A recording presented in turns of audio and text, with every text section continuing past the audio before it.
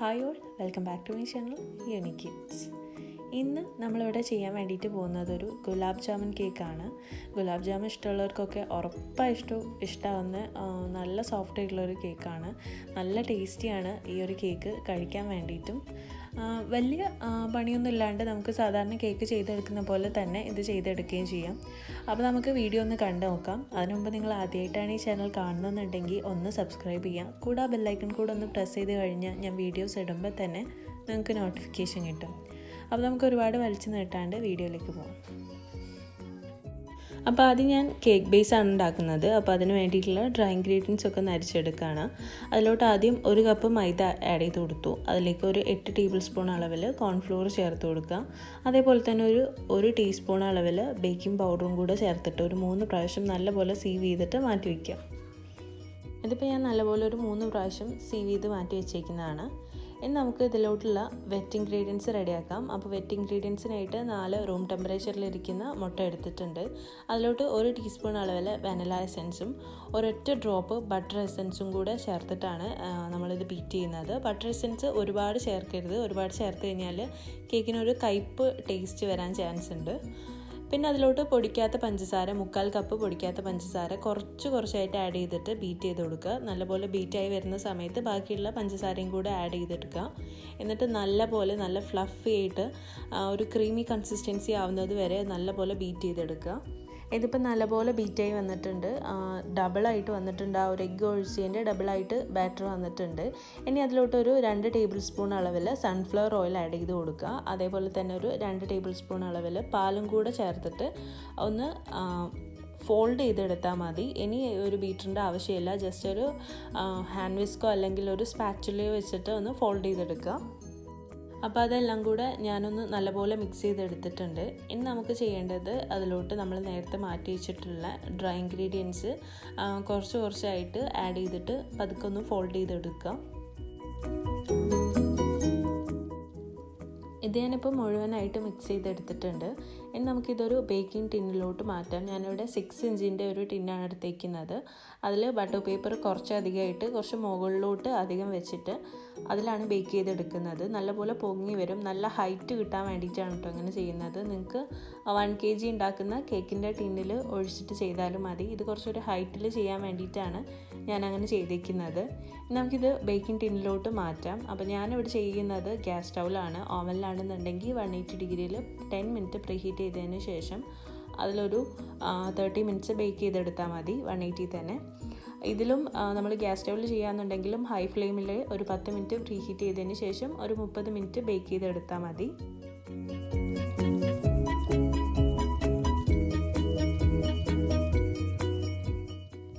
ഞാനിതിപ്പോൾ ബേക്ക് ചെയ്യാൻ വേണ്ടിയിട്ട് വെച്ചിട്ടുണ്ട്. ഒരു 30 മിനിറ്റിനുള്ളിൽ ഇത് ബേക്കായിട്ട് കിട്ടും. ആ ഒരു സമയം കൊണ്ട് നമുക്ക് ഗുലാബ് ജാമുൻ റെഡിയാക്കണം. അപ്പോൾ ഗുലാബ് ജാമുൻ നിങ്ങൾക്ക് ഇഷ്ടമുള്ള രീതിയിൽ റെഡിയാക്കാം. റെഡിമെയ്ഡായിട്ട് മേടിക്കുകയാണെന്നുണ്ടെങ്കിൽ അങ്ങനെ വെച്ചിട്ട് ചെയ്യാം. ഇനി അല്ല നിങ്ങൾ വേറെ ഏതെങ്കിലും മെത്തേഡിലാണ് ചെയ്യുന്നതെന്നുണ്ടെങ്കിൽ അങ്ങനെ ചെയ്യാം. ഞാനിത് പെട്ടെന്ന് കിട്ടിയ ഓർഡർ ആയതുകൊണ്ട് പെട്ടെന്ന് ഉള്ള രീതിയിൽ ചെയ്തെടുത്തു എന്നേ ഉള്ളൂ. എൻ്റെ ഗുലാബ് ജാമുൻ അത്ര പെർഫെക്റ്റ് അല്ല.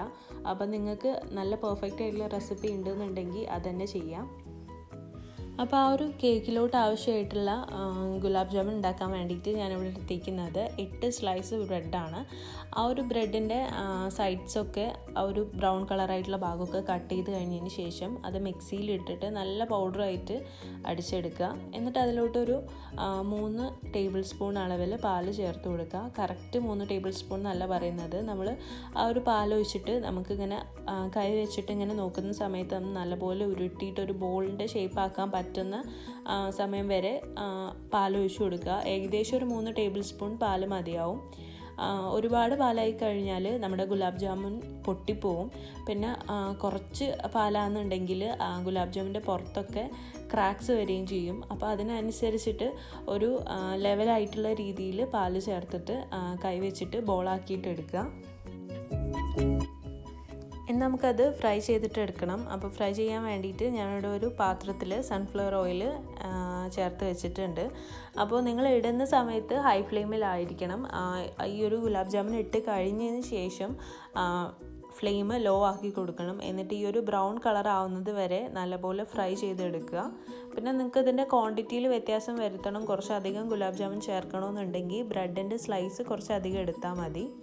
ഇത് ഫ്രൈ ചെയ്ത് കഴിഞ്ഞതിന് ശേഷം നമുക്കിത് ഡിപ്പ് ചെയ്യാനുള്ള ഷുഗർ സിറപ്പ് റെഡിയാക്കണം.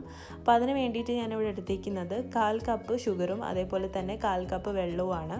അതൊന്ന് തിളപ്പിച്ച് തിള വരുന്ന സമയത്ത് അതിലോട്ടൊരു 3 പീസ് ഏലക്ക പൊടിച്ചത് ഇട്ട് കൊടുക്കുക. നല്ലൊരു ഫ്ലേവർ വരാൻ വേണ്ടിയിട്ടാണ്. എന്നിട്ട് ഇത് ഒരു 2-3 മിനിറ്റും കൂടെ അവിടെ ഇരുന്ന് തിളയ്ക്കണം. എന്നിട്ടൊരു കുറച്ചൊരു തിക്കായിട്ടുള്ള രീതിയിൽ ഈ ഒരു ഷുഗർ സിറപ്പ് വരണം. എന്നിട്ട് നമുക്ക് ഫ്ലെയിം ഓഫ് ആക്കിയാൽ മതി. ഇതിപ്പോൾ ഏകദേശം ആ ഒരു കറക്റ്റ് തിക്ക് കൺസിസ്റ്റൻസി ആയിട്ടുണ്ട്. ഇനി നമുക്ക് അതിലോട്ട് ഗുലാബ് ജാമുൻ ചേർത്തിട്ട് ഒന്ന് മിക്സ് ചെയ്തെടുക്കാം. ഈ ഒരു ഗുലാബ് ജാമുൻ്റെ സിറപ്പ് തന്നെയാണ് നമ്മൾ കേക്ക് വെറ്റ് ചെയ്യാൻ വേണ്ടിയിട്ടും എടുക്കുന്നത്. ഈ ഒരു ഗുലാബ് ജാം നമ്മളൊരു മിനിമം ഒരു 30 മിനിറ്റെങ്കിലും ആ ഒരു സിറപ്പിൽ വെക്കണം. എന്നാലേ നമ്മുടെ ആ ഒരു ഗുലാബ് ജാം നല്ല സോഫ്റ്റ് ആയിട്ട് കിട്ടുള്ളൂ. അപ്പോൾ നമ്മൾ ആ കേക്ക് ബേക്കായി വരികയും അതേപോലെ ഐസിങ് ചെയ്യുന്ന ആ ഒരു കറക്റ്റ് സമയം കൊണ്ട് ഇതിന് ആ ഒരു ഷുഗർ സിറപ്പിലോട്ട് പിടിക്കാനുള്ള ഒരു സമയം ഉണ്ടാവും. അപ്പോൾ നിങ്ങൾ കേക്ക് ബേക്ക് ചെയ്യാൻ വയ്ക്കുന്ന സമയം തന്നെ ഇത് ചെയ്ത് വെച്ചാൽ എല്ലാം ഈക്വലായിട്ട് നമുക്ക് ചെയ്യാൻ വേണ്ടിയിട്ട് പറ്റും. അപ്പോൾ നമ്മുടെ കേക്കും നല്ലപോലെ ബേക്കായി വന്നിട്ടുണ്ട്. ഇനി അത് ചൂടാറാൻ വേണ്ടിയിട്ട് നമുക്ക് വെക്കാം. അപ്പോൾ നമ്മുടെ കേക്ക് നല്ലപോലെ ചൂടാറി വന്നിട്ടുണ്ട്. നമുക്കിത് കട്ട് ചെയ്ത് മാറ്റാം. അപ്പോൾ ഒരുപാട് പേര് ചോദിച്ചായിരുന്നു കേക്ക് കട്ട് ചെയ്യാൻ ഒരു വീഡിയോ ഇടാവുമെന്ന്. കേക്ക് കട്ട് ചെയ്യാൻ സിമ്പിളാണ്. നമ്മൾ ആദ്യം ശ്രദ്ധിക്കേണ്ട കാര്യം എന്താണെന്ന് വെച്ച് കഴിഞ്ഞാൽ കേക്കിനൊട്ടും വലുപ്പമുള്ളൊരു കത്തി വേണം നമ്മൾ ഈ ഒരു കേക്ക് കട്ട് ചെയ്യുമ്പോൾ യൂസ് ചെയ്യാൻ വേണ്ടിയിട്ട്. അപ്പോൾ ആദ്യം നമുക്ക് മേലെ ഭാഗം പൊങ്ങി വന്നിട്ടുണ്ടെന്നുണ്ടെങ്കിൽ ആ മേലെ ഭാഗം ഒന്ന് കട്ട് ചെയ്ത് ആ ഭാഗം ഒന്ന് ലെവലാക്കി എടുക്കണം. അതേ സമയത്ത് തന്നെ കേക്കിൻ്റെ സൈഡിൽ നമ്മൾ മുറിക്കുന്ന ഒരു ഭാഗം ചെറുതായിട്ടൊന്ന് മാർക്ക് ചെയ്ത് വെക്കുകയും വേണം. അപ്പോൾ ഞാൻ കേക്കിൻ്റെ ഈ മേലെ ഭാഗം ഏകദേശം നല്ലപോലെ ലെവൽ ചെയ്ത് എടുത്തിട്ടുണ്ട്.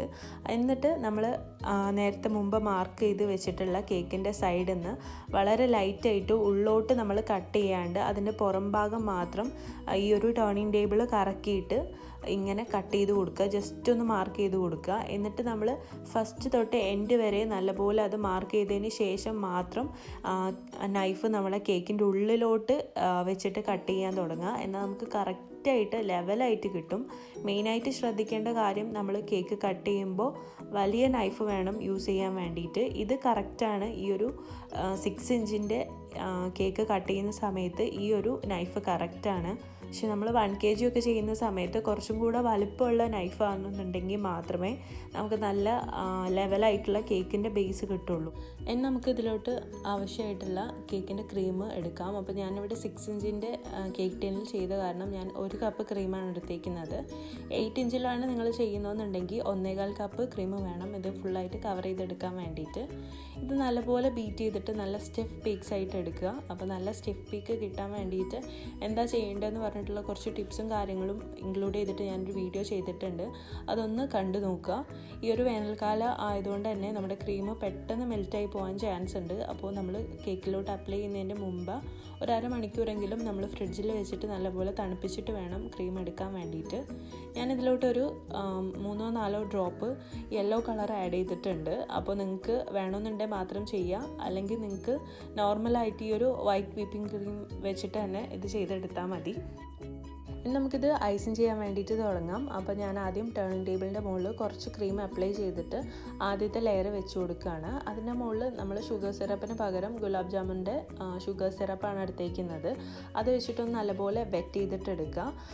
അതിൻ്റെ മുകളിലുള്ള ഏലക്കായും സംഭവങ്ങളൊക്കെ അത് വെറ്റ് ചെയ്യുന്ന സമയത്ത് അങ്ങ് മാറ്റി കൊടുത്താൽ മതി. എന്നിട്ട് നമ്മൾ സാധാരണ ലെയർ ചെയ്യുന്ന പോലെ തന്നെ ആദ്യം ഒരു ക്രീം ലെയർ വെച്ചിട്ട് കോട്ട് ചെയ്തതിന് ശേഷം അതിൻ്റെ മുകളിൽ ഗുലാബ് ജാമുൻ നല്ലപോലെ പൊടിച്ചിട്ട് ഒരുപാട് അങ്ങ് ക്രഷ് ചെയ്യേണ്ട, കൈ വെച്ചിട്ടൊന്ന് പൊടിച്ചതിന് ശേഷം അതിൻ്റെ മുകളിലോട്ട് വെച്ച് കൊടുത്താൽ മതി.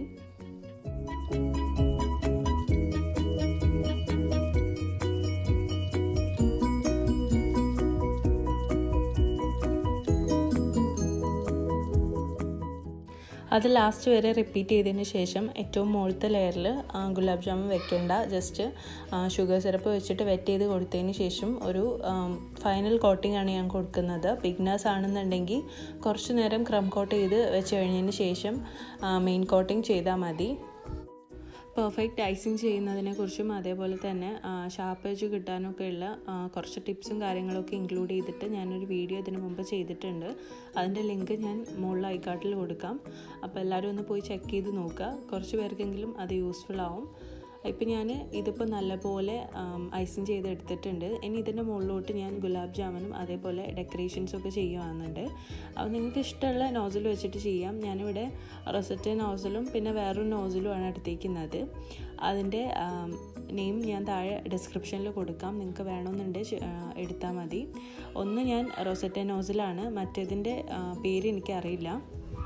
അത് നിങ്ങൾക്ക് ഇഷ്ടമുള്ള രീതിയിൽ ഡെക്കറേറ്റ് ചെയ്തിട്ട് ചെയ്യാം. ഞാനിപ്പോൾ ഇത് ഗൂഗിളിൽ കണ്ടിട്ടുള്ള ഒരു ഫോട്ടോ കണ്ടിട്ട് ചെയ്യുകയാണ്. ആ ഒരു ഡിസൈൻ ഇഷ്ടപ്പെട്ടിട്ട് ചെയ്യുകയാണ്. അപ്പോൾ നിങ്ങൾക്ക് ഇഷ്ടമുള്ള രീതിയിൽ അത് ഡെക്കറേറ്റ് ചെയ്തെടുക്കുക.